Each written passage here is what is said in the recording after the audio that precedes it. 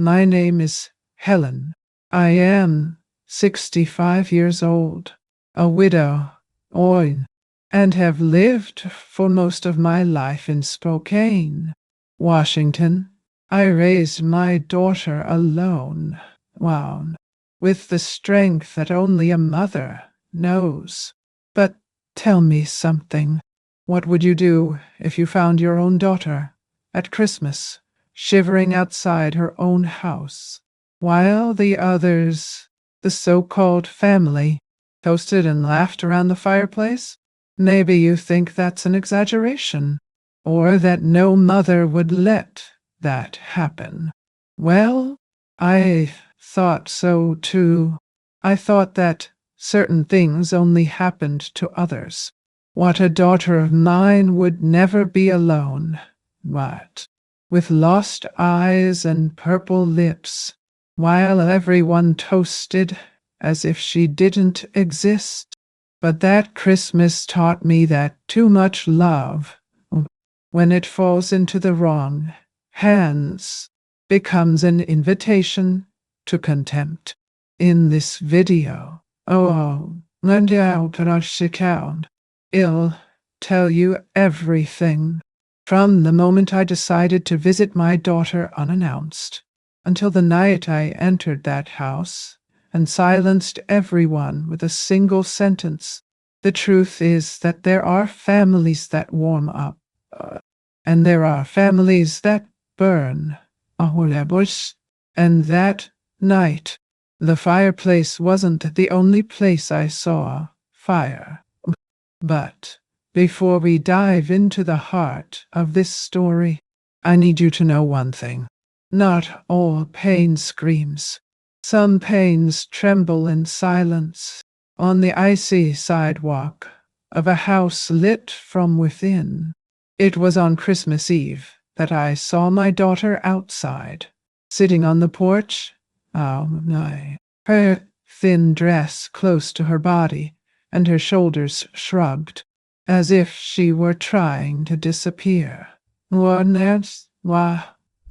Inside, they laughed, toasted, ate, told jokes, and she there, alone, went as if she were invisible. At the time, I knew, something very wrong was happening, and that cold outside was nothing compared to the ice she carried inside. If you're listening to me now,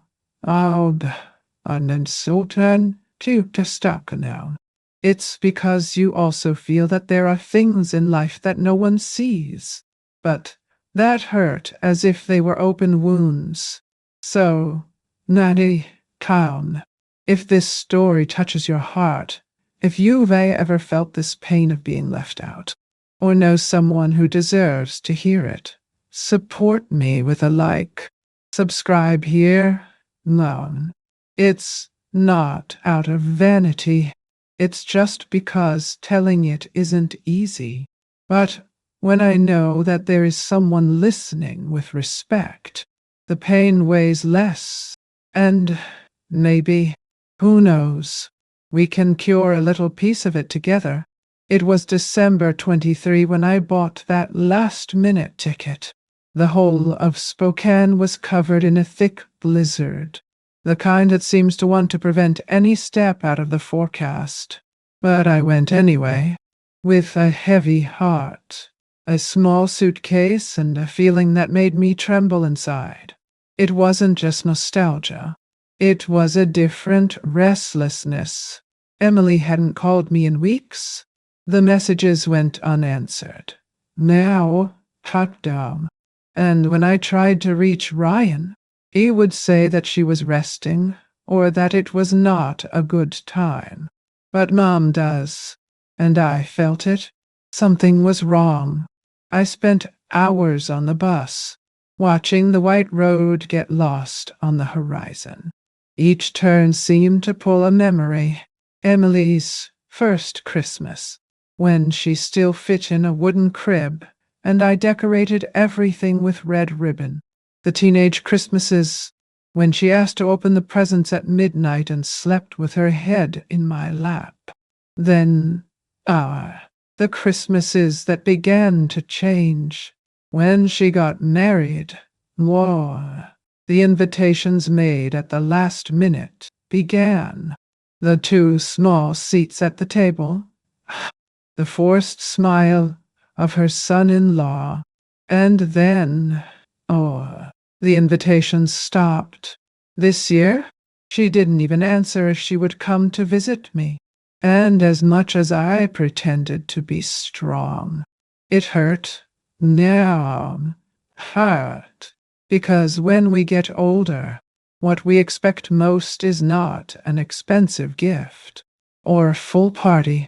It is to be remembered, and I was already getting used to the idea of spending another Christmas alone. But that silence of hers, that woke me up. I needed to see my daughter with my own eyes, even if it was to hear from her that she didn't want me around. But I needed to know. I arrived in Boise in the late afternoon of the 24th. The taxi driver was kind, helped me with the suitcase, and even asked if I wanted him to wait. I thanked him. I said no. He still believed that Emily would open the door with her eyes full of water, as she had done before. I got off in front of their house in the Riverstone neighborhood. A beautiful, modern townhouse, one of those that have the windows all decorated, all flashing lights, garland on the door, the smell of turkey coming from inside. Everything seemed perfect, but I soon realized, too perfect.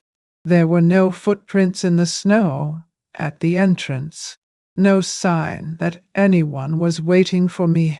I stood there for a while, just watching. You could see part of the room through the window. They were all there. Ryan, his parents, his sister, his nephews, laughing, toasting, exchanging gifts. And my daughter? Gone. That's when I decided to go around the house without making any noise. I thought maybe she was in the back or in the garden, and it was there, on the back porch, that my feet froze on the ground, because there was Emily, sitting in a wooden chair, curled up, wearing only a short-sleeved dress, no coat, without blanket, her hair disheveled, her face pale, the eyes were lost, as if she had left there, even though she was still sitting. I ran, I shrank to her, was catching that attention. I am a child. Emily? I whispered, no, my voice already shaking. She turned her face slowly and tried to smile, but he had no strength. I took off my own coat and wrapped my body, which looked more like a child's. Mom, honey, she murmured, and the rest turned to a sob. I sat next to her, pulled her to my lap as if she were still my little girl. The cold cut through my skin, but all I felt was her pain. What kind of people leave someone like that outside? One day, and he sang until Tom at Christmas, there, one, holding my daughter. I understood something that perhaps many of you have already felt. Sometimes, who we protect the most He is the one who leaves us outside the most. And worse, they do it with a smile on their face and a glass in their hand. If you've ever experienced something similar, if you've ever been forgotten or seen someone you love being left out, let me know you're here. Write in the comments, Justin, I believe, or I've lived it.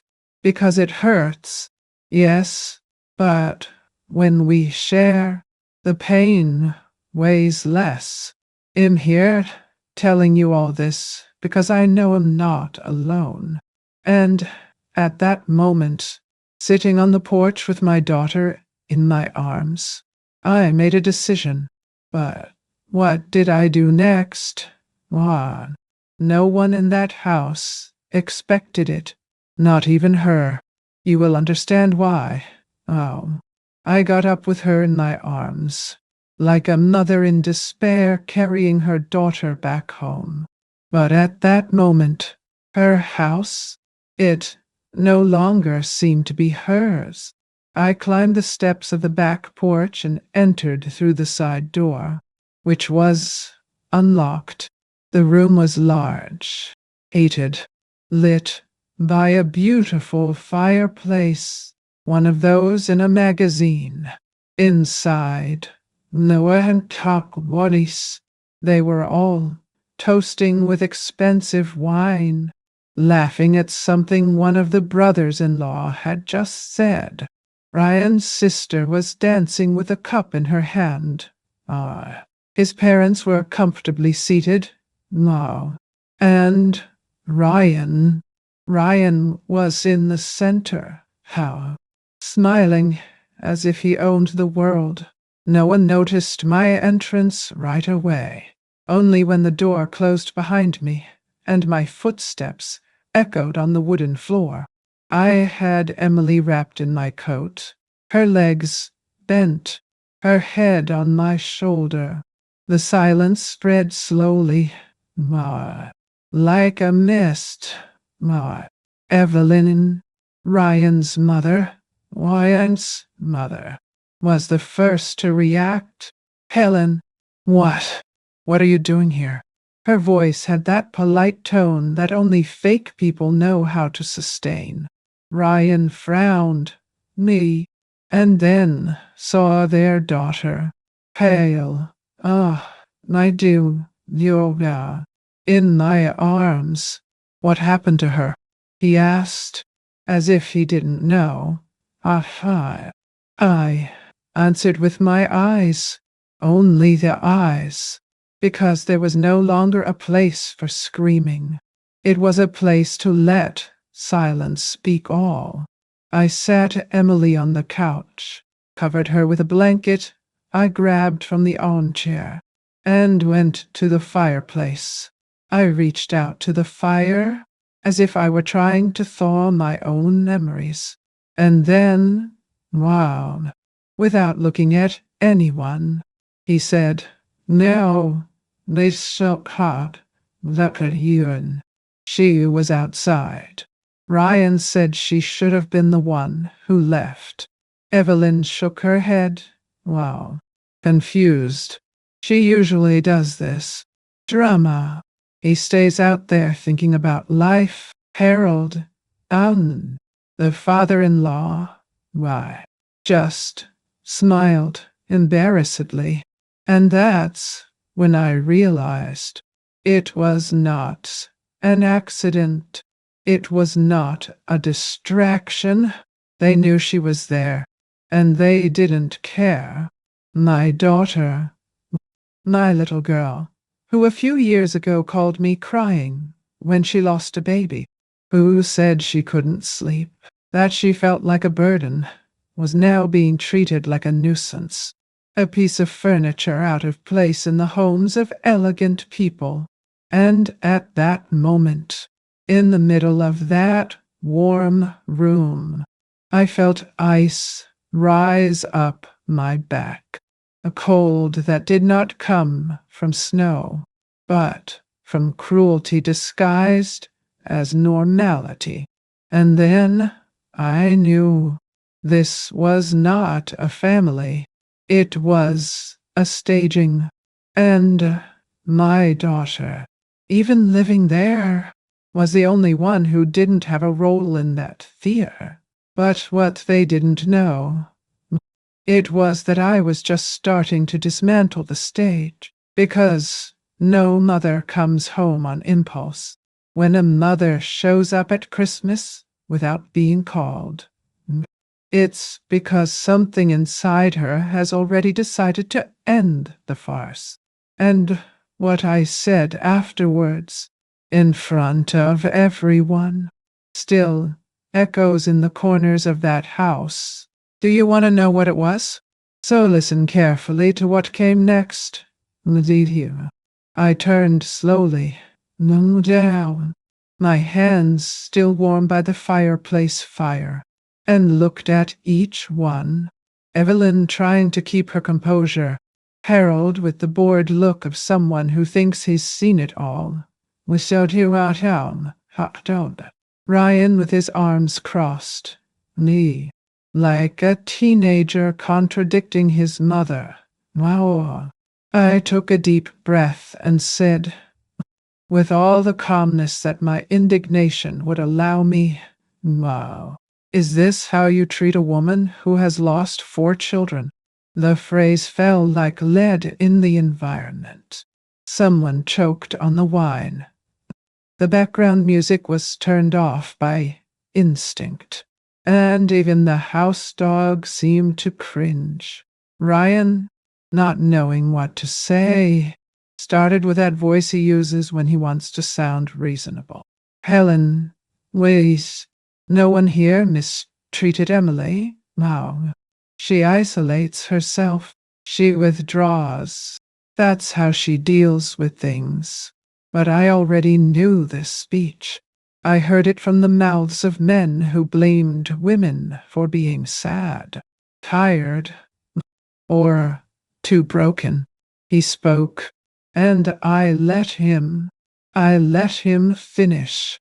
Let the poison drip on its own. And when he was silent, waiting for me to give in, I just replied, when stop the watch up a new out. You've learned the art of looking innocent well. Evelyn stood up, her hand on her chest, as if she had been offended. Oh, Helen, Alisa, I understand that you are worried, but Emily has problems. We try to help. It closes itself. I walked up to her very slowly.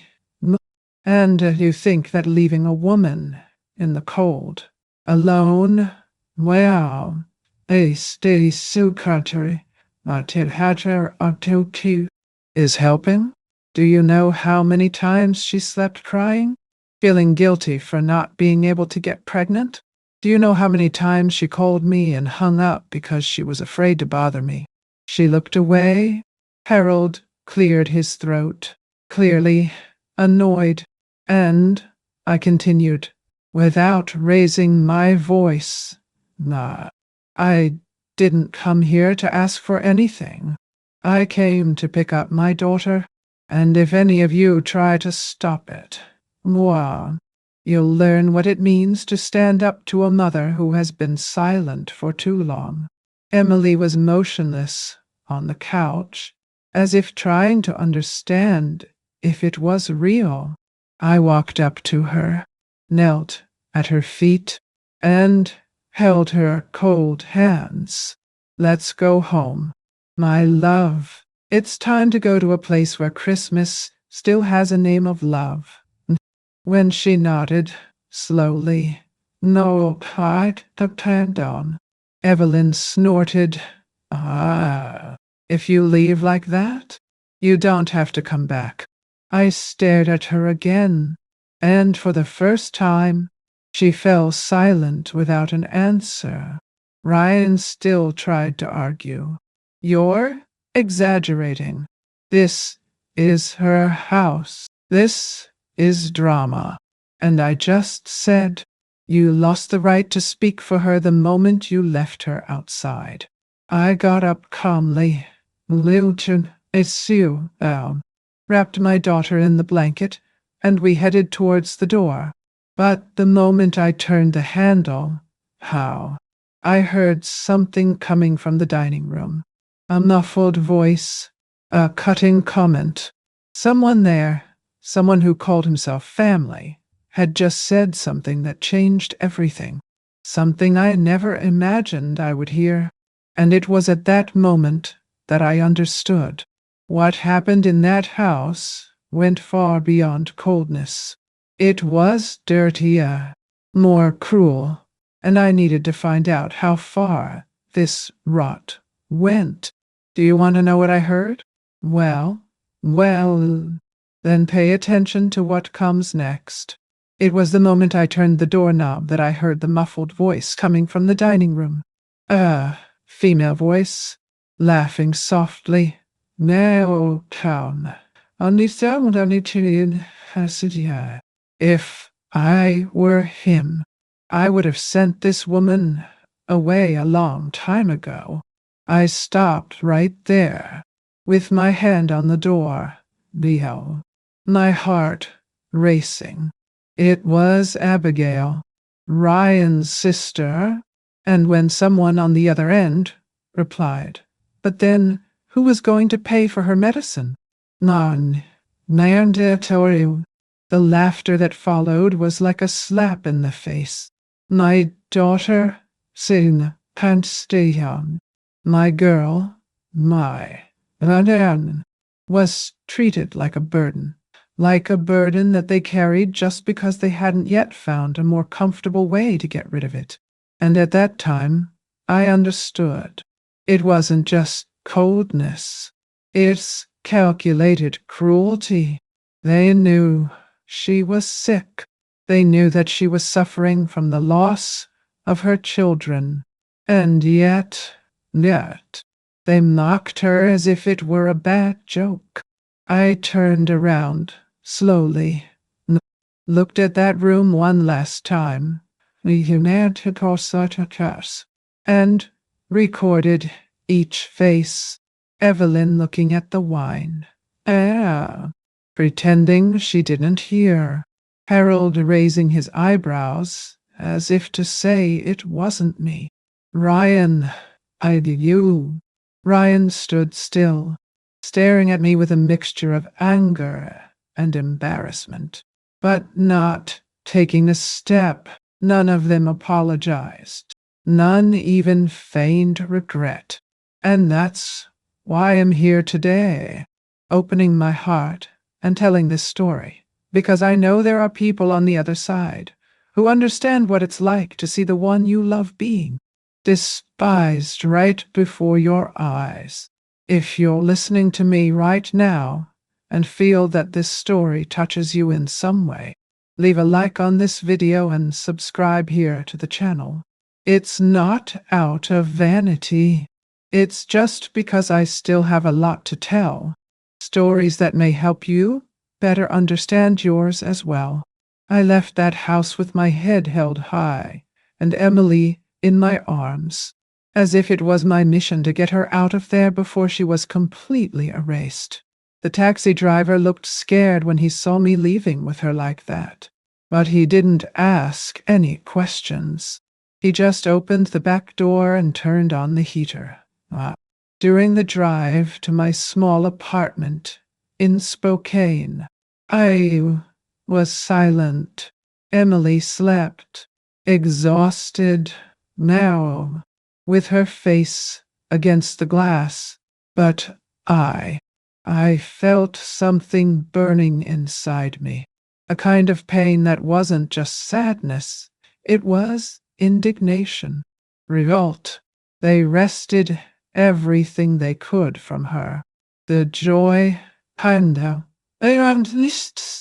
self-esteem, the hope of forming a family, and now, money sitting down, so not food. Now they were trying to uproot even dignity. When we arrived, I adjusted her on my bed and sat next to her, watching the deep dark circles under her eyes, her emaciated face, the marks on her wrists that she tried to hide. She didn't need to tell me anything. Her body said it all. Loud. And it was there, in that cold dawn, that I promised myself they will not get away with it. I'm not going to make a scandal.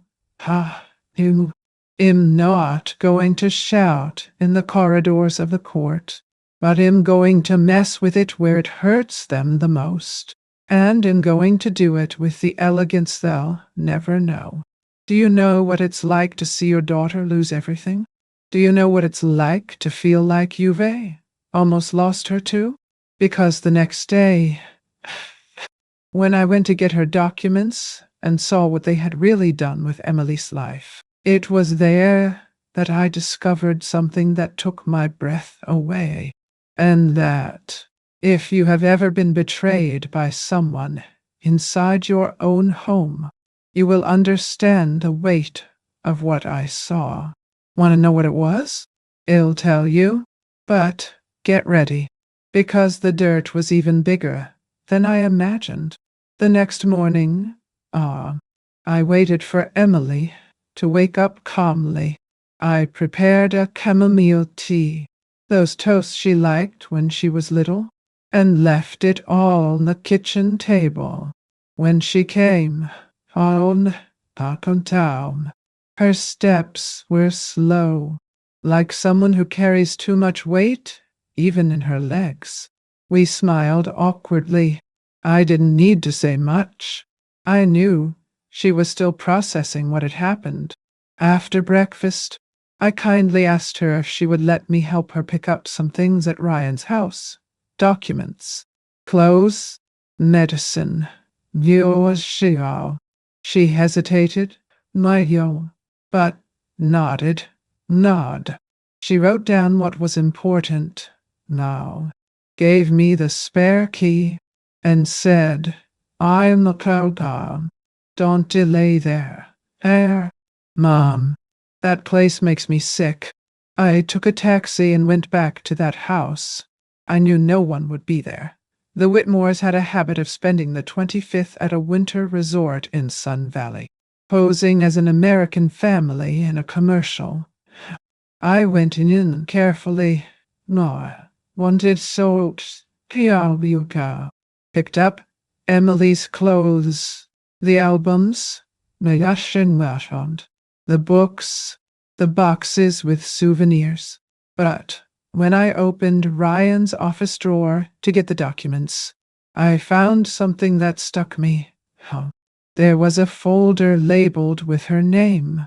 Inside, bank statements, transfer receipts, cards issued in Emily's name, and all with expenses that she would never have made. Expensive trips, dinners in luxury restaurants, designer men's clothing, all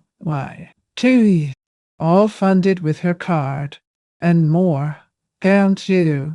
Invoices in the name of Whitmore family companies. They were using her identity to spend, to hide expenses, maybe even to launder money. I felt a chill. I sat in the office chair, and for a moment I was breathless. That wasn't just emotional abuse. It was a crime. And the cruelest is that Emily had no idea. I left there with the briefcase hidden at the bottom of my bag. When I returned, she was sitting on the couch with a blanket over her shoulders, watching the Christmas special on television. I sat next to her and took her hand. Do you trust me? I asked. She replied with teary eyes. I trust myself more than myself, Mom. So I took a deep breath and said, we're going to turn this around. But for that, am going to need your courage. And at that moment, I didn't know everything that was ahead, but I knew I was no longer dealing only with toxic people. I was facing dangerous people. What I did next was the most strategic thing of my life, and it started with a phone call to a name from the past that you won't believe who it was. That same afternoon, I sat at the kitchen table with the document folder open in front of me and the landline phone next to me. I took a deep breath before dialing in. It had been more than 20 years since I had heard that voice, but I knew that if there was anyone who could help me turn it into a concrete reaction, it was him. Daniel Monroe. What did he test I don't a former student of mine from the times when I taught Taekwondo at the community academy, when I was still a recent widow and raised Emily with what I could. Daniel had been a shy teenager, full of pent-up anger, and I remember well how sport saved him. Today, he was a lawyer, one of the good ones. I owed. When he answered and heard my name, he was silent for 2 seconds. Then he said, "Wow, Mrs. Helen, are you okay?" I replied firmly, I am. My son, but my daughter is not. I still would and I need you in less than 2 hours. He was at my door with an empty briefcase and a look of someone who knew that there was history coming. I told him everything. I showed them the statements, the names of the companies connected with the Whitmores, the receipts. He got serious, very serious. This here can be considered misappropriation, misuse of identity, patrimonial fraud. And if we prove that she was in a compromised emotional state during all this time, they can be framed for exploitation of a vulnerable person. I felt like I was holding dynamite in my hands, but it wasn't fear. It was that kind of indignation that begins to turn into courage. Emily watched from the stairs, silent, listening. Daniel looked at her and said carefully, "Are you willing to go through with this?" She lowered her head and replied, "I just want my peace back." I shook her hand and promised, We said not to go. Then, well, go after her, and he will succeed." It's strange how old wounds pulsate again when we see someone we love being hurt in the same way. Because at that time, and seeing my daughter struggling to stay on her feet, I saw myself in her, and I saw the woman I was when I lost her father. When the world turned its back, and they said to me, "Hang in there, wow, Hankish, what did I do?" As if this was simple. The difference is that now, no, I wasn't going to let her go through this alone. And if you have come this far with me, I ask you, continue, because what happened after that, I never told anyone. Min Archstakam, no Bernet. Not even for my daughter, not even for my friends from church. It was the hardest part, but also the most necessary. Over the next few days, Daniel helped us gather evidence, search for medical records, old notes that Emily had written in times of crisis, and all of this built the perfect scenario to show that she wasn't crazy. He was a victim. We went to her therapist, a woman named Dr. Marie Nero, who was shocked to learn what was going on. In a few sessions, she wrote a detailed report on Emily's emotional state and how the family environment directly contributed to the worsening of her condition. That was like gold in Daniel's hands. With this, we can trigger immediate legal measures, he said, mind alone. But I knew messing with the Whitmores wasn't going to be simple. They weren't just cold. They were calculating. And when people like this see themselves threatened, they fight back. And that's exactly what happened. Because the moment we delivered the first documents to the courts, someone showed up at our door.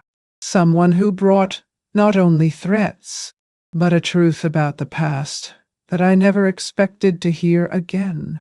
Wanna know who it was? So hold on tight. Because what this person told me, everything changed. In the late afternoon, when the Spokane sky was already beginning to tint that sad winter blue, the doorbell rang. I was in the kitchen, preparing a hot soup for Emily when I heard the sound. My heart, which was already on alert, jumped. I walked to the door with firm steps, opened it slowly, and froze. It was Jake. Jake Wallace. That boy I trained when I was only 13 years old, when I was still teaching self-defense classes at the community center. Today, a grown man, a police officer at the Boise police station. Why? But what paralyzed me was not just seeing him there. It was his look, worried, distressed, as if he had come to give me news that no one wants to give. No. Donna Helen, Andy, can I come in? I nodded, gave way, and he sat at the table as if he were coming home. He told me that he had heard around town that someone was gathering evidence against the Whitmore family. He himself had already seen strange things in reports. Internal requests shelved, complaints from other women deleted before they reached the official paper. I can't get involved officially, but I can show you where to look. And then he left an envelope on the table. In it, there were copies of conversations between Ryan and a front accountant, talking about the movement of Emily's money. There was also an old complaint made by an ex-girlfriend of Ryan's, years before the wedding, talking about emotional manipulation, psychological control, and veiled threats. My stomach turned. Did you know that this family has already paid to cover up a case similar to Emily's? He asked. No, I didn't know how, and I felt guilty about it, because as much as I was a present mother, I had trusted too much. I had believed that my daughter was in good hands, that this marriage would heal her of the losses, the pain.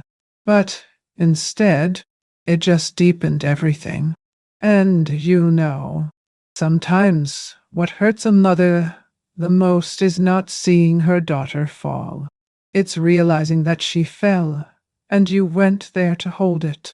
At this point in life, what we carry the most are not the wrinkles on the face. They are the ones that stay inside. And if you've ever felt that guilt for trusting too much, if you've realized too late that someone you loved was in danger, write me in the comments. I agree, or I know how it is, because we only understand this guilt when we live. And I lived when Jake left. I left the envelope on the kitchen counter and went to the bedroom. Emily was asleep, the face more serene than in previous days, and there I swore again that nothing and no one would harm her again. But what I didn't expect was that someone from the Whitmore family would show up days later, begging to talk to me, and reveal to me a truth that not even Emily knew. Something Ryan hid from her for years. And when I found out what it was, I understood that the hole was deeper than it seemed. You will understand why. And maybe, like me, I feel like going back in time. 2 days later, on a gray morning that seemed to weigh on the entire city, the intercom rang.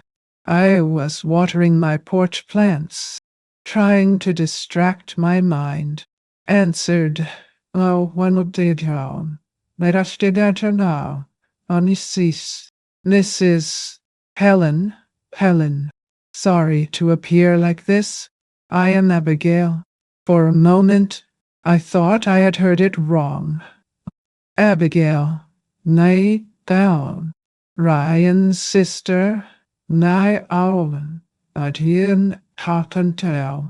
The same one who laughed at my daughter as she shivered outside at Christmas. The one who mocked the medicines that kept her standing. I swallowed hard. Nay, kneel to church, but allowed me to enter. She climbed slowly, as if carrying a burden on her back.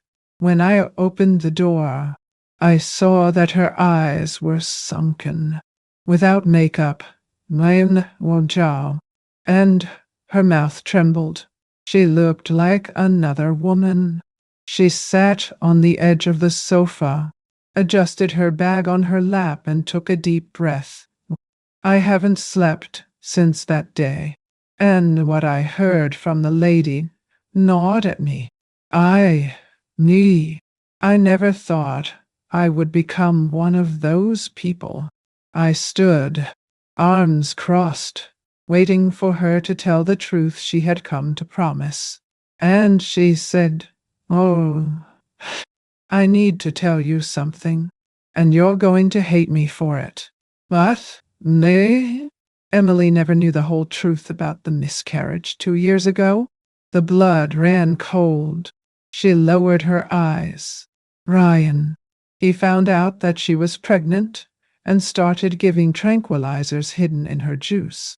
He said it was to control his nerves, but she was already taking other medications, and the mixture caused the loss. That's why she bled so much that day. I almost lost my balance. I sat down slowly, without taking my eyes off her. "Are you sure what you're saying?" I asked. She nodded. "I saw the medicines. I questioned him. He told me to shut up. He said he was protecting her from herself, and I kept quiet. The pain I felt at that moment did not fit inside me. It was as if they had torn my chest off with their hands. Every tear Emily shed over losing that baby, every time he blamed himself. Why didn't I come? Now it had a name. He had blamed his own body, thinking that it was not capable of generating life. And it was all just a trap. Abigail was crying. He said he wanted to redeem himself. Martel so proud that he couldn't take the guilt anymore. That since Emily left the house, the silence had become a ghost that followed her. I know I can't fix anything, but if you need me to testify, I'm ready. Wow. I could only say one thing. You took a while She nodded with red eyes. I know, but I won't be any longer. When she left, I closed the door slowly. Emily was sleeping in the room. I leaned my forehead against the wood of the door and cried softly. For her, when Siu ha, for me, hum, for everything we swallowed in silence for years. But in that instant, wow, a part of me hardened. It was not the time to cry. It was time to act. I went to the table, took my cell phone and called Daniel. I scheduled an urgent meeting. History has changed. I said, Larry Walkenam, and he understood. Because what was once a case of emotional abuse, now it was also a crime against life. And what we prepared after that, it was the beginning of the downfall of a family that thought it could play God. And do you want to see how justice began to turn? So pay attention to what I did next, because no one there expected what was to come. The next morning, well, I went with Daniel to the county clerk's office. I took everything. The statements, the medical reports, the audios that Jake had obtained, and now Abigail's written statement, signed, notarized, Daniel Cow, experienced as he was, put together a complete dossier. This here goes straight to the prosecutor's office. But first, let's hand it over to their lawyer. They need to know that the tables have turned. We returned home in silence. Emily, still frail now, was waiting for me sitting on the couch, with a blanket on her shoulders and a notebook on her lap. I was writing. It's a letter, she said, for myself, me, only down. So I never forget who I am. And at that moment, my heart broke once again, but now in a good way, of relief, because after so many years of being diminished, silenced, patched up, she finally began to hear herself. I hugged my daughter tightly and promised that she would not be alone in any step. The next day, Inyon, and so we got a call from the Whitmore family's law firm. Formal, high-stadium, polite, but with the typical tone of someone who finally feels the water hitting his neck. They scheduled a meeting. They want to talk before the complaint moves forward, said Daniel. And I knew, it was the beginning of the end. That night, I sat in my room, in front of the window, and watched the snow fall.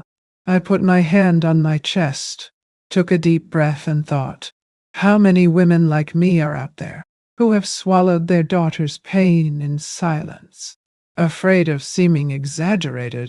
Maybe you who are listening to me now are one of them. And so, if this piece of my life can become a mirror or a hug for someone, can it help me to carry it forward? Like and subscribe here to the channel. It makes more difference than you think. It's not about number, word. It's about voice, about making stories like Emily's not be buried in silence. 2 days later, we met with the Whitmore's lawyers at an office in Boise. Chic room, expensive coffee, people dressed in power. Man, sit a Lord cow, sex, big steep. But none of this intimidated me anymore. Daniel spoke firmly. He showed the evidence, the abuses, the extracts. Their lawyer tried to minimize it, well, saying that they were misunderstandings, that there was love in the relationship.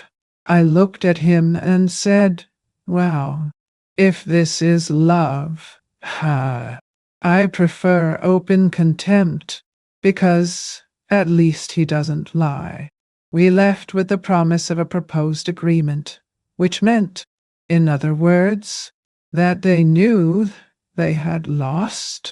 But it wasn't money I wanted. Neither did Emily. We wanted freedom, and freedom sometimes begins with a single sentence said at the right time. And that's exactly what happened at the preliminary hearing. An unexpected phrase.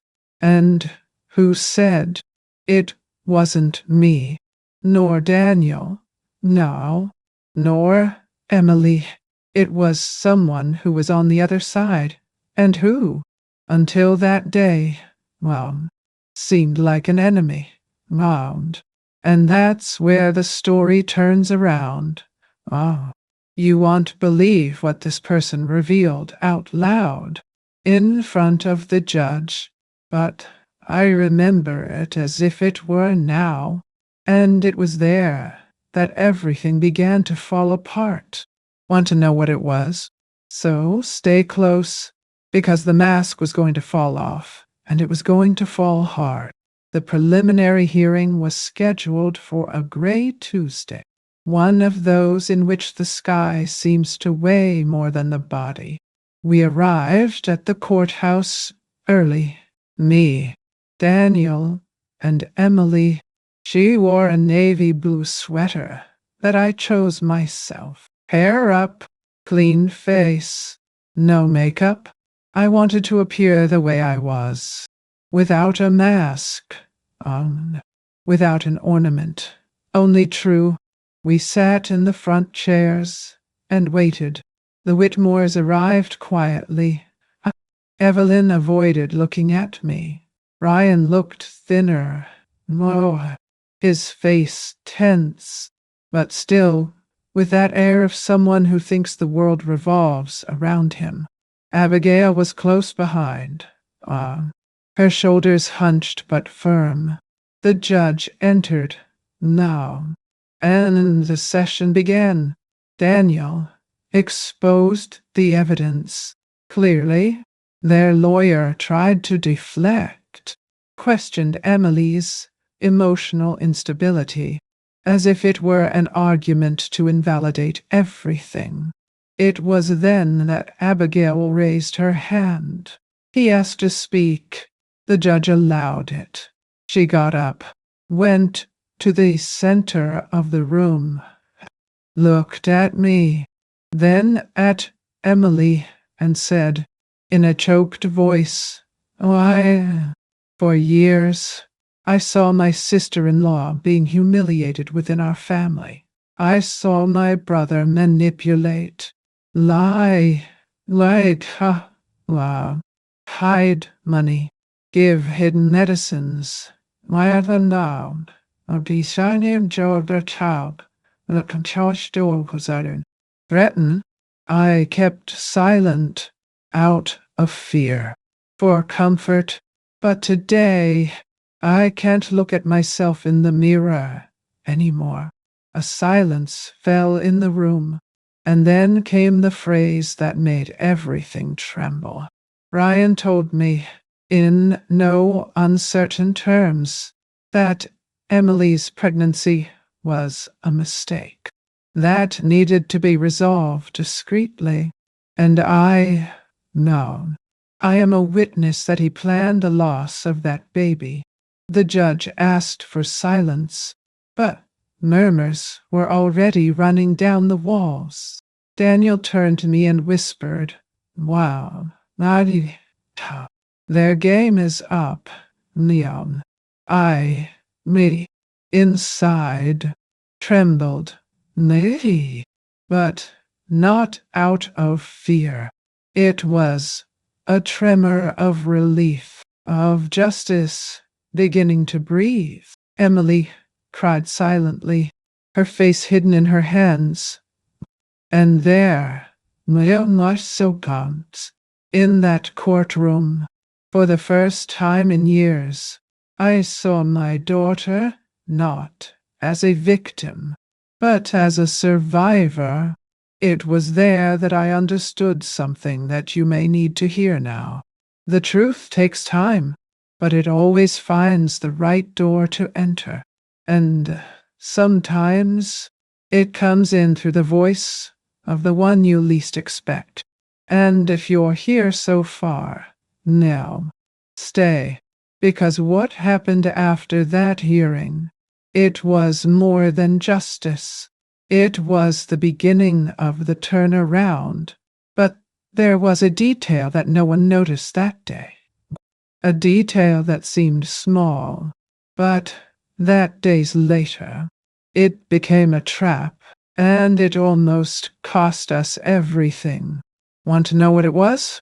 I'll tell you, but get ready, because the coup came from where we least expected it. 3 days after the hearing, we were sitting on the couch in my living room, Emily and I, watching television without paying attention. It was one of those afternoons when time seems suspended, as if the world was waiting for something to happen. The phone rang.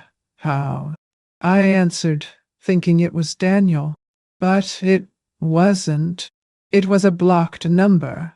The voice on the other end was masculine, grave, and said only, "How? Now, Shipchow, you moved where you shouldn't." And he hung up. At the time, I felt the blood heat up. I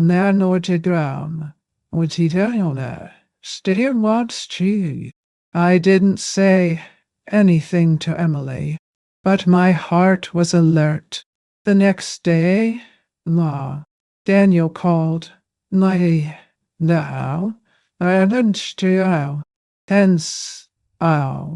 Someone on the Whitmore team filed a request to dismiss the lawsuit on the grounds of evidence fraud. The allegation? That Emily would have altered the bank statements to incriminate Ryan. And the scariest thing, they had an expert who confirmed this. It was a dirty, planned coup. The same pattern. Reverse the game. Put the victim as the culprit. They are desperate, said Daniel. I didn't already see her, but that can delay everything. And it was there that the fear returned. That old fear. Nan old fear. When you see justice slipping through your fingers. Emily was in shock. Will I make it? Why? Mom? I held her hands. What do they want? Because now we're not alone anymore. But inside, I knew one slip at the howl, one wrong comma, and everything could come crashing down. That night, I went to her room. She slept wrapped in the same blanket as the night I brought her back home. I sat next to the bed and cried softly, but not out of weakness. It was an old cry, which came from afar. Of all the times I kept quiet, so as not to cause a fight. Of all the times I accepted the little for fear of losing everything. And there, next to her, I made a promise that I remember to this day. They will not bury you in silence. And, there are memories that mark us in a way that no age erases. I can still smell that night. The texture of the blanket, the sound of her breathing, And if you also have a memory like this, one of those that stay on your skin, tell me in the comments. It can be just one sentence. Something you lived, something that marked you, something that still hurts, or that gave you strength. Because when we share memory, pain becomes a bridge, not a prison. The next day, Daniel had an idea. He said he needed time and disappeared for 2 days. When he returned, was so proud. His eyes were shining. I found out who their expert is, and you won't believe what I found. I opened the door with my heart racing. Daniel, speak up soon. What did you discover? And what he told me afterwards became the key piece that disarmed the Whitmore's trap. And it showed no one. I do see. Once again, that those who live on lies. One day he stumbles over his own words. Want to know what he thought? Stay with me, because this turn of events was one of the sweetest of my life. Daniel entered the room with quick steps, as if he could barely contain what he had to tell. He had a thin briefcase in his hands, one of those from a notary's office, and a look that I already knew. It was the same one he had as a child. Every time he discovered his opponent's weakness in a fight, their expert, Helen Yoon, the guy who signed the report saying that the statements were tampered with, he has already been convicted of misrepresentation in another case. I was silent for a few seconds, absorbing. Convicted?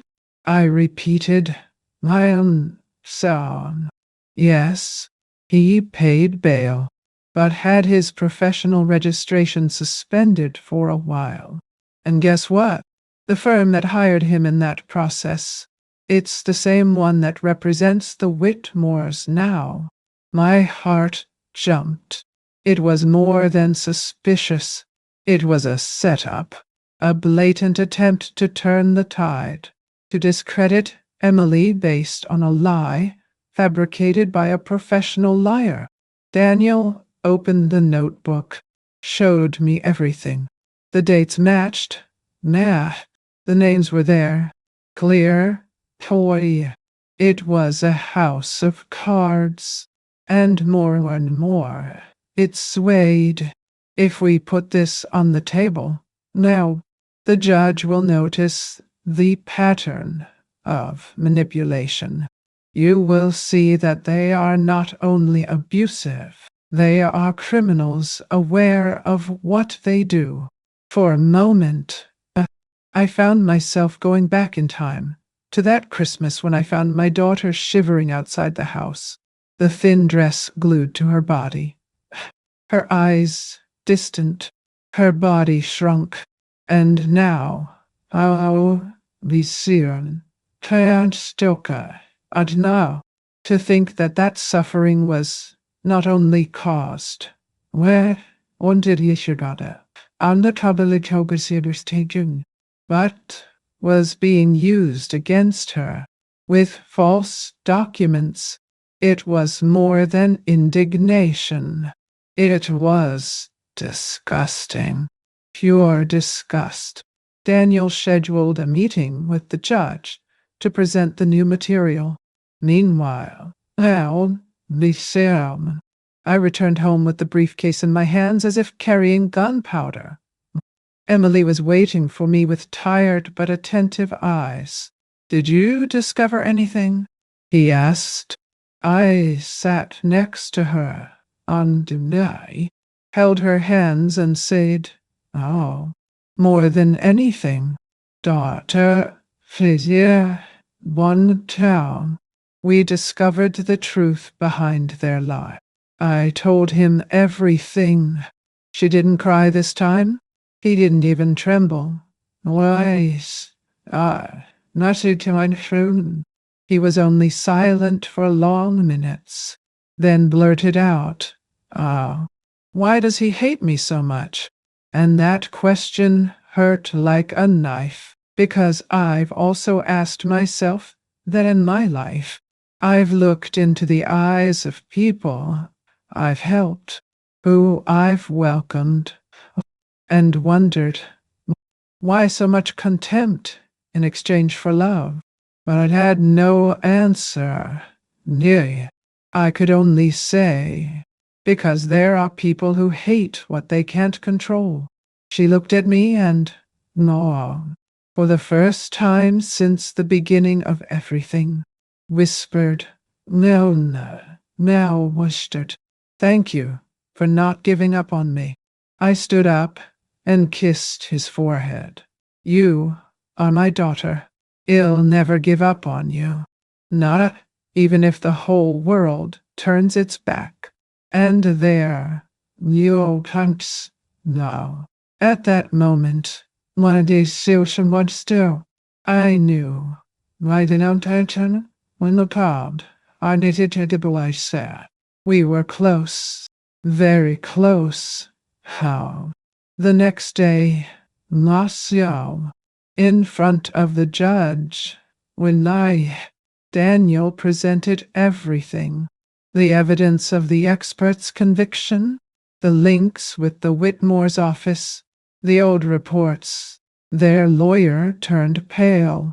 He tried to contest, asked for time, alleged procedural surprise, but the referee didn't swallow it. He fixed his eyes on Ryan and said, what do you want to see out, Houghton? Mr. Litton, Whitmore, I'll down and taken. That's dead. I hope you understand the gravity of what is being brought here. The attempt to obstruct justice will be investigated separately." It was the first time I saw Ryan without speech. His mouth is dry.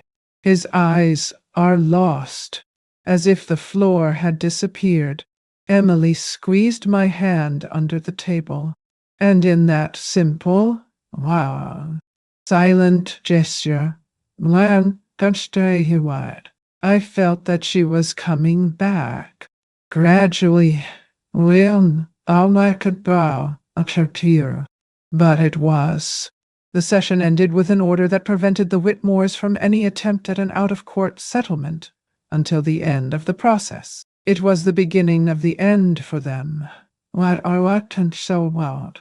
But what no one knew is that, behind the scenes, Evelyn was preparing one last move, one of those that only a cold, calculating and desperate woman is capable of doing. And when I found out what it was, I had to gather all that was left of strength inside me to stop it. And maybe, and quite a couple, then two on the crown. Maybe, if I had found out a day later, it would be too late. Do you want to know what I'm talking about? So, stay close. Because what Evelyn tried to do to my daughter, it was as dirty as anything they had ever done, maybe even worse. I have always believed that evil, when cornered, becomes more dangerous. And that's exactly what happened. After the judge unmasked their expert, Evelyn disappeared for a few days. No movement in the process. No contact with the lawyer. Her silence was the kind that scares, that of someone who is plotting. I should have seen it coming, but the blow came in such a subtle, real sad, cowardly way that to this day I get goosebumps when I remember. It was a Friday. Emily had begun to take small steps to resume her routine. He went to therapy, cooked from time to time, and sometimes laughed, a shy but sincere laugh. I clung to that sound, like someone holding a rope in the middle of the sea. in the afternoon. Ah, the phone rang. It was Dr. Marie, her therapist. Helen, says so. Can you come here to the office? Emily has scheduled an extra session, but she hasn't arrived yet. I frowned. Extra session? I didn't know. Yes? She said it was you who made an appointment. The blood ran cold. I put on my coat and left without thinking. I took the car and went straight ahead. Well, on the way, the heart seemed to want to leave the chest. When I got there, Emily wasn't there.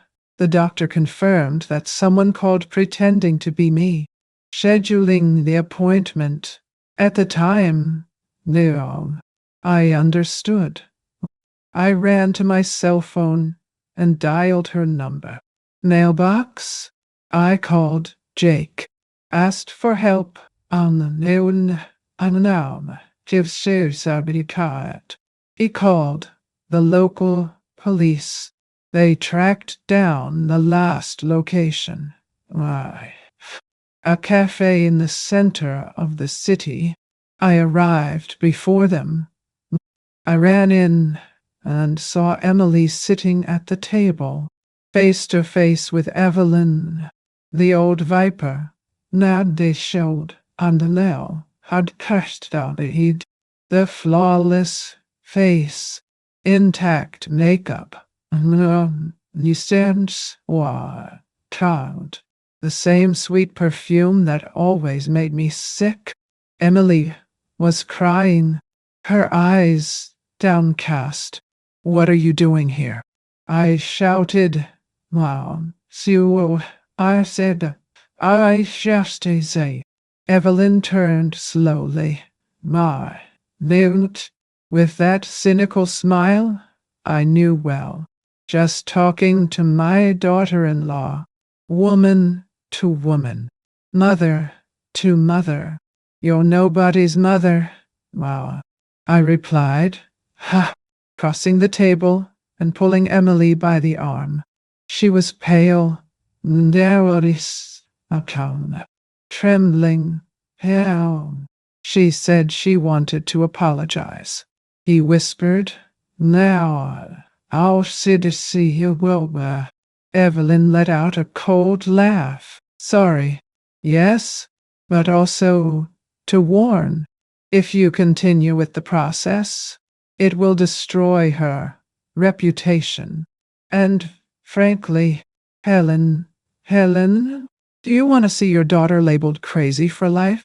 The calmness with which she spoke was worse than screaming. It was pure poison, diluted in sweetness.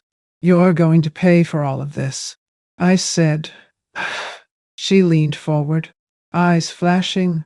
And do you really think anyone will listen to a spiteful old woman and an unstable girl? The world still belongs to the Whitmores. That was when Emily, in a burst that made me cringe, stood up and replied, no more. Her voice came out firmly, cutting through the air like a blade. Evelyn turned pale. I held my daughter's hand and took her away. Without looking back, outside, the snow was starting to fall again, and I swear, it felt like the sky was trying to erase that woman's footprints from earth. Later, already at home, Jake appeared. He said that the cafe had cameras, that they were going to use the images to prove an attempt at coercion. That became another chapter in the process. And the judge added a restriction on contact between Evelyn and Emily. But evil, when it loses ground out higher, becomes angry. Well, and that same night, Mom, someone left an envelope on my doorstep. Inside, there was an old photo. Emily, small, handed away on that dildo sitting on my lap, and behind the photo, a handwritten phrase. What comes next will hurt more. I sat in the chair and stared at it until dawn. It was a threat, but also a promise that they had not yet given up. And I knew something was about to happen. Something that would change not only the course of the process, but everything I thought I knew about my daughter's past. Do you want to know what was behind that threat? So get ready, Nida, because what came next, it made me understand that sometimes the enemy is not only out there, he can be much closer than we think. That photo in my hands made me tremble more than any document, any audience, any cold look of Evelyn, because it wasn't just an image. It was a memory from Emily's childhood. Oh, from the times when I thought the world was still capable of protecting her. I held that threat as if it were broken glass. I took a deep breath, locked the doors, reinforced the windows. Not because of the fear of something physical. I knew the Whitmores wouldn't get their hands dirty, but because of what would come in the most cowardly form of all, revelation. Well, Bob. And it came. The next morning, Daniel arrived earlier than usual. He had a brown envelope and a heavy face. I need to show you something. Helen, Alice, but you need to be strong. I didn't say anything. Sat.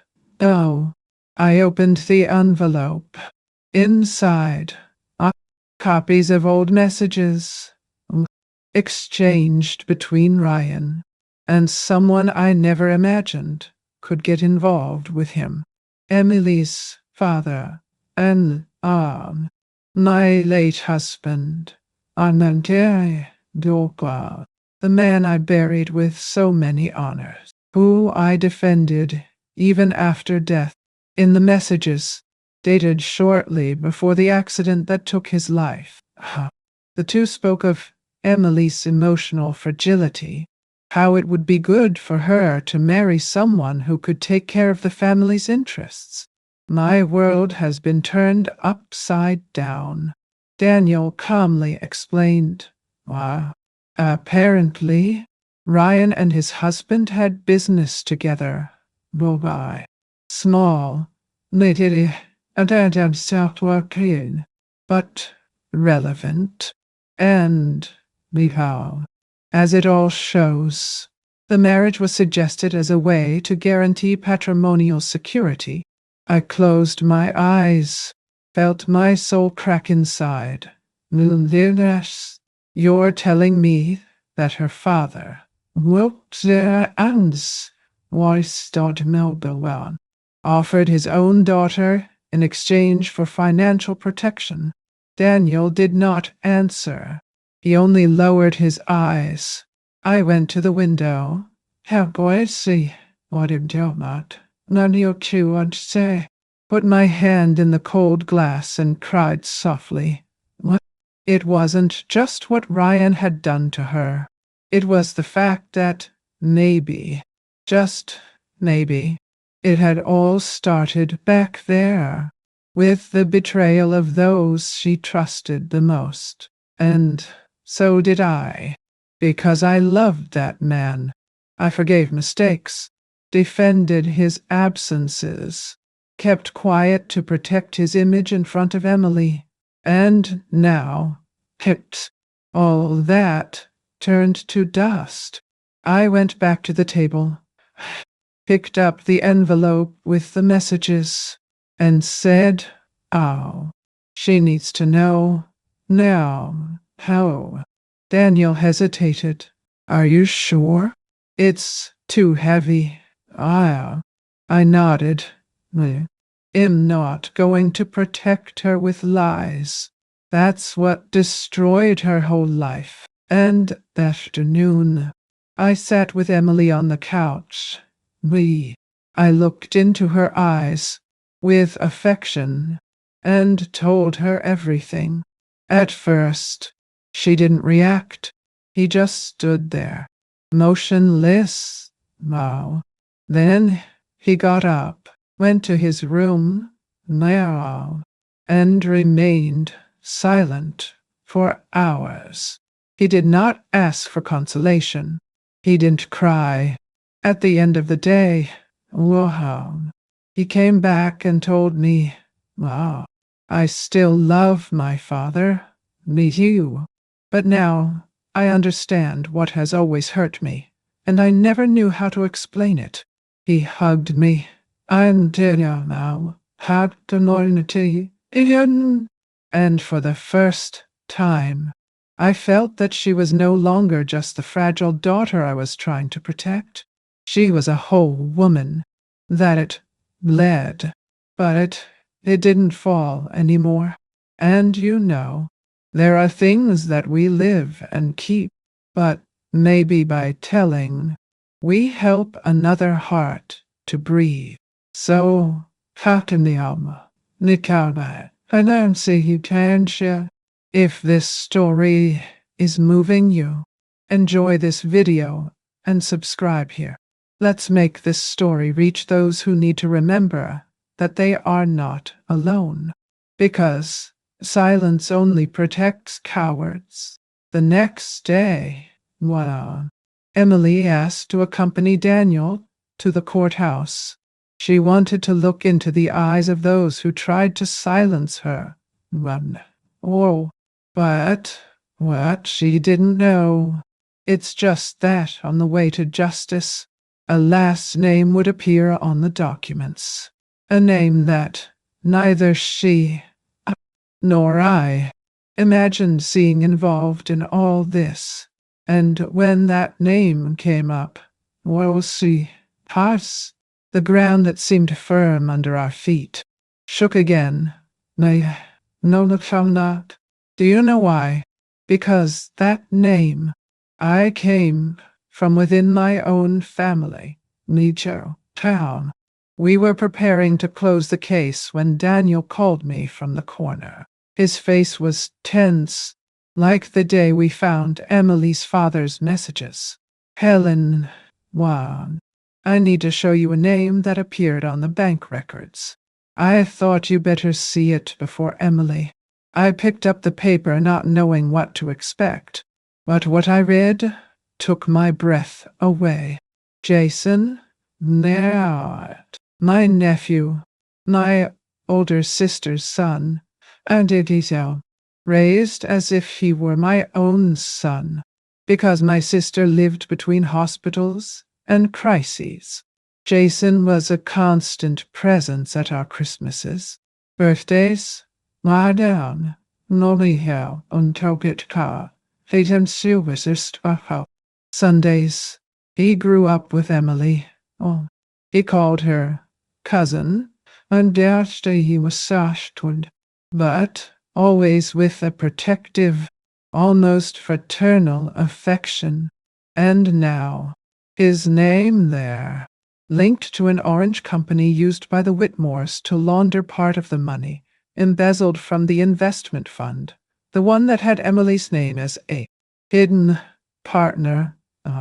When he obeyed, he received regular deposits, small, layers I found, so as not to attract attention, but constant, and straight from the account that was in Ryan's name. Daniel explained. I felt sick, a deep, root pain. I went to the kitchen, rested my hands on the sink, and took a deep breath. How can it? Someone who grew up at my table, now Takshidio Tapasada, who ate my bread, who slept in my living room, to mix with that? I was silent for hours.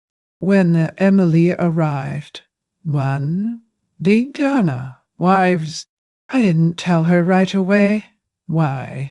I looked at her, so tired, and say, Linda Fire, oh guys, so close to the end of this war, and wondered, can she take this wound anymore?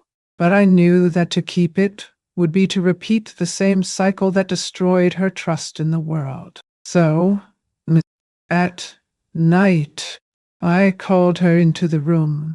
I showed the papers. She read it silently. Where's Tom? Line by line. Then he closed his eyes and said, when loud Dr. Sad. I already felt it. From the beginning. Wow. There was something in his eyes, a discomfort when he talked about Ryan, as if he knew more than he said. But why, daughter, sir? I asked, more to myself than to her. Why would he do that? She looked at me with a calmness that dismantled me, because there are people who prefer a comfortable lie to a painful truth. And Jason, Mom, he was always afraid of losing the privileges he earned without deserving it. I stood there, looking at my daughter with a pride that only a mother understands. The pride of seeing the wound, but also the strength. And, sometimes life takes such big turns that only time can reveal who was really with you and who just pretended. And if you have come this far with me, listening to all this, and it is because your heart also carries scars. So don't let go of my hand now, because what's about to happen, it is the turning point, the time when justice ceases to be a desire and becomes a reality. And I promise you, the most remarkable moment in this story is yet to come, because when Emily stood on that podium for the last time, she didn't speak only for herself. She spoke for all of us. But before that, Ryan did something that no one expected. A desperate move. So bold, now, and pathetic. Want to know what it was?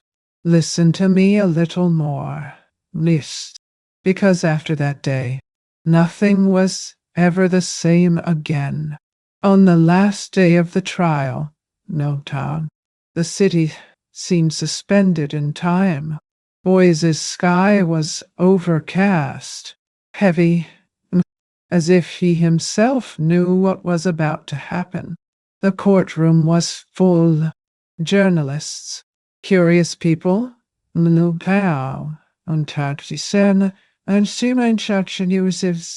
lawyers, all there waiting for the outcome of that case that was already talked about even in markets and hairdressing salons. Emily sat next to me. Wearing the same navy blue sweater as the first audience, but something different about her.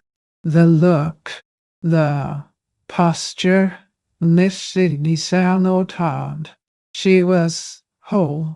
Ryan walked in accompanied by two new lawyers, who seemed more concerned with their ties than the cause.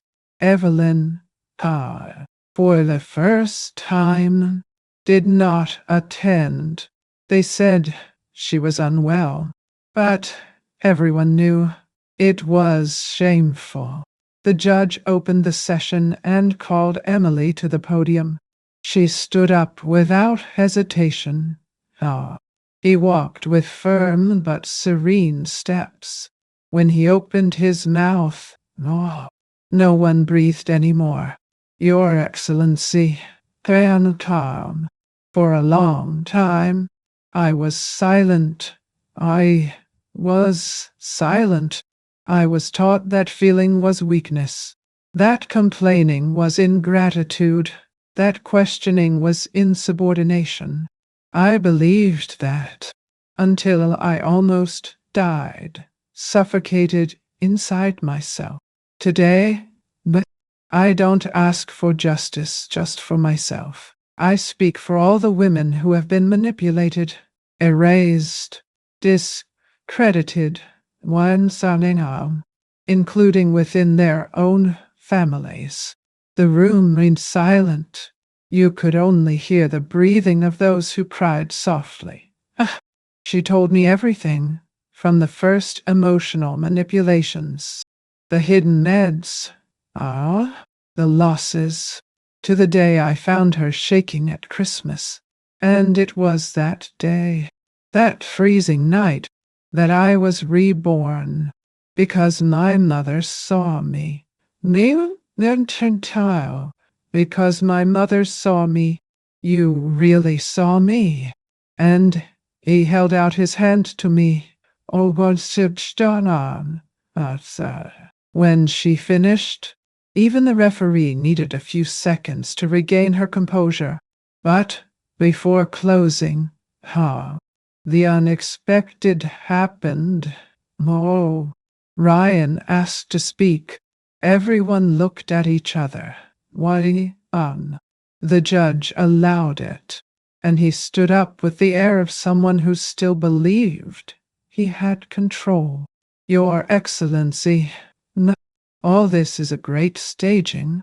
My ex-wife suffers from emotional instability, and this lady, Helen, neonatal,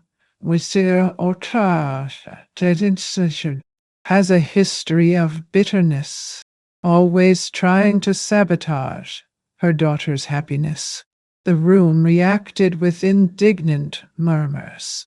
But, he continued, but if you think you're going to get out of this fairy tale narrative, get ready, because I have here, on this pen drive, the proof that Mrs.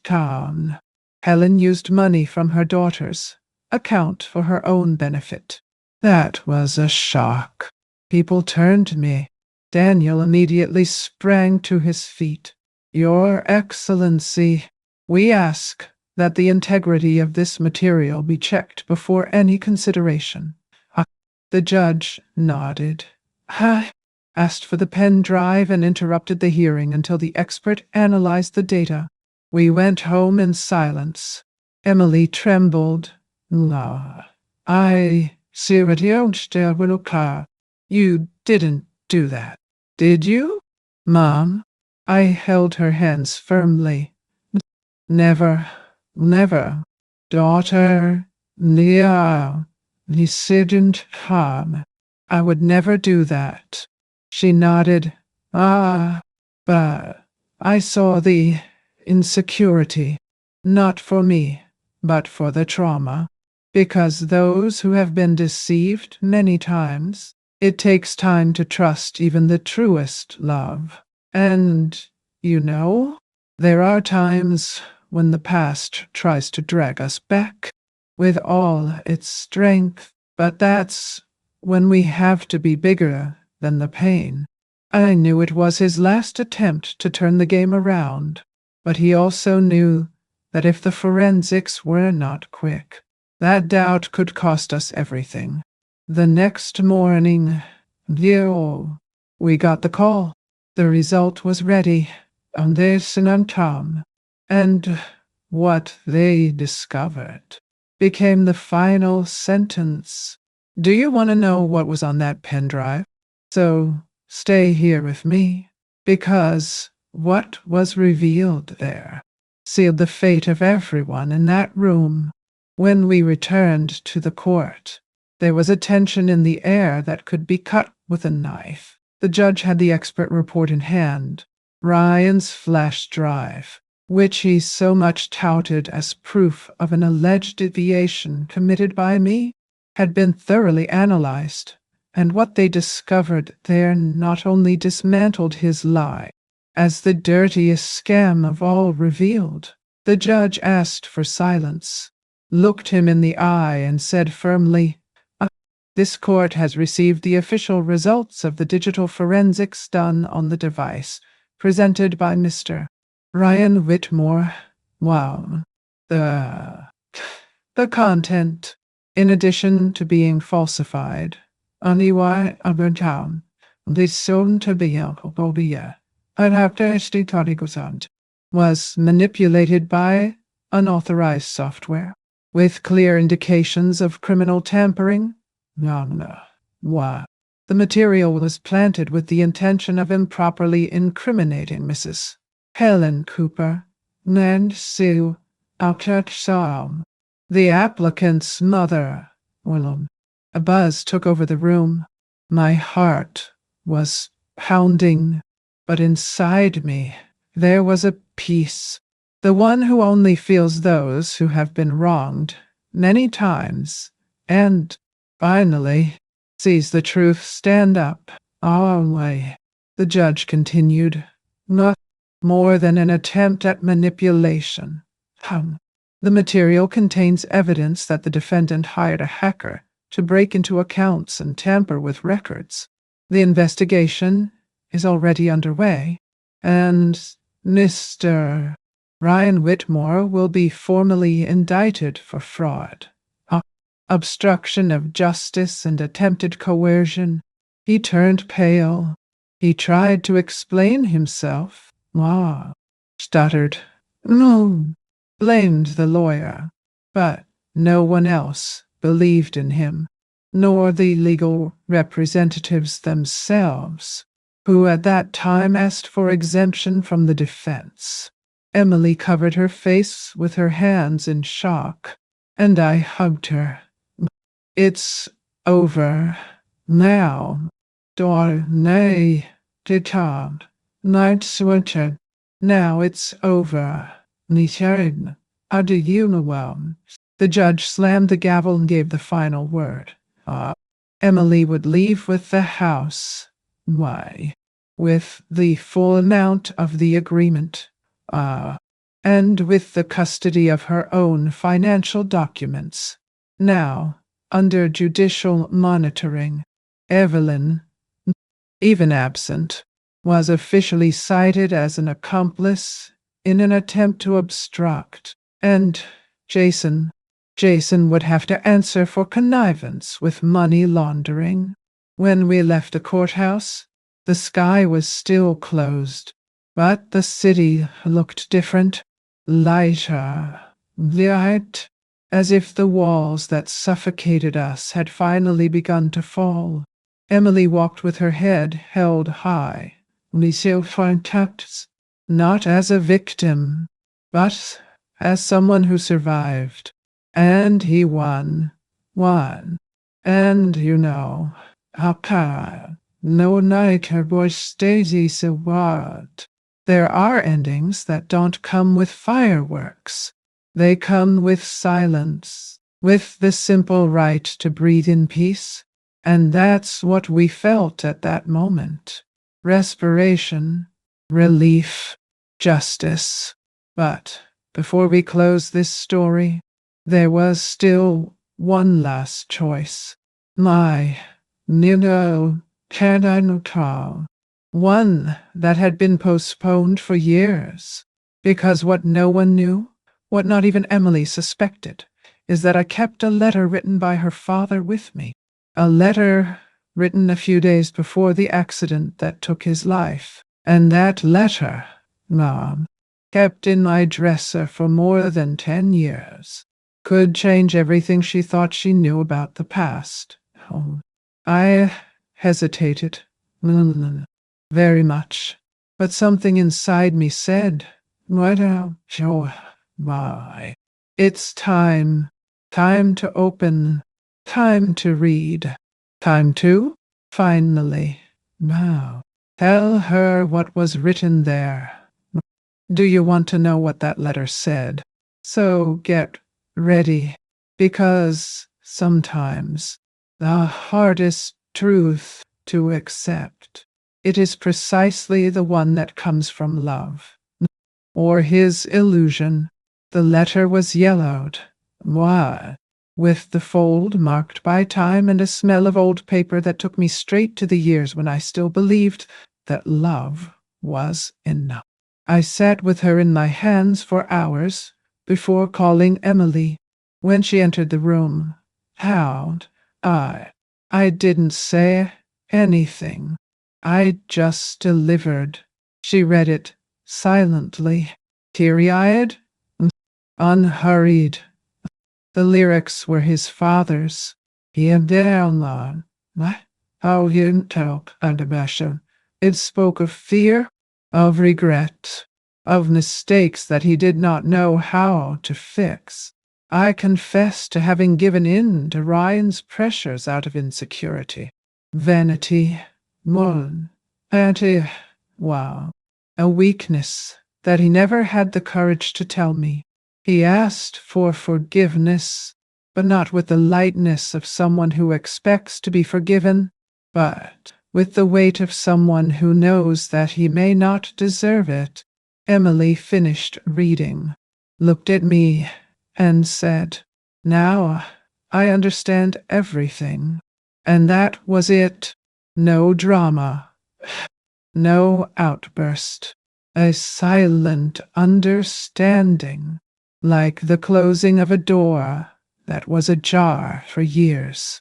Today, she lives in the same city, but in another house, simpler, near so triste, and yet you, smaller, but only hers. She works as an administrative assistant at a local clinic and has returned to painting on weekends. Her gaze has light again. As for me, I am still here. I am still here, in this same house where it all began, but with another heart, because now is lighter. I am no longer in a hurry to solve everything, nor am I in a hurry to protect what does not deserve defense. I did what a mother should do. I loved it, and I fought, until the end, and I won. Not because I won any dispute, but because I saved my daughter from an abyss that almost swallowed her. And if there's one thing this life has taught me, it's that we can even be betrayed, won, forgotten, used, no. But when love is whole, even if it is hurt, it is not lost. He survives, and it turns into courage. And you who stayed here with me, listening to every bit of this story, thank you very much. Really, there are people who listen in a hurry, but those who listen with their hearts, like you, carry them along. That's it. This is worth more than gold. Now, if this story embraced you in any way, I reciprocated with a like. It's like a hug back, a sign that I didn't tell you all this for nothing. And if you want to come back here for the next coffee, subscribe to the channel. It's our way of keeping the door open for more stories. Right here in the comments of which city you are listening to me. And I want to know how far this conversation has gone. Activate the bell too. Okay? That way you don't lose when the coffee is brewed again. And look, don't go away yet. Listen to the next real story that will appear on the screen. Always remember, each wrinkle tells a story, and each story carries a strength. Watch the next video here on the channel with another incredible story.